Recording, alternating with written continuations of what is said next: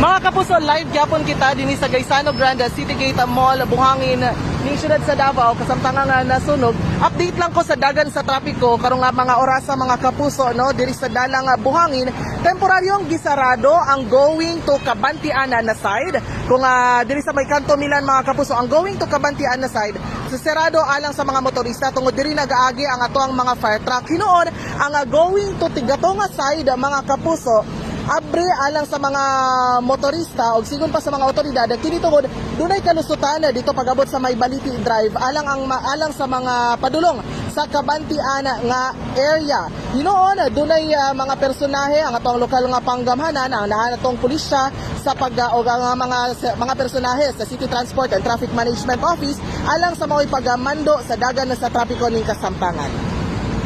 Ako, si Super Isabel Mateo, GMA Super Radio Davao, dapat totoo!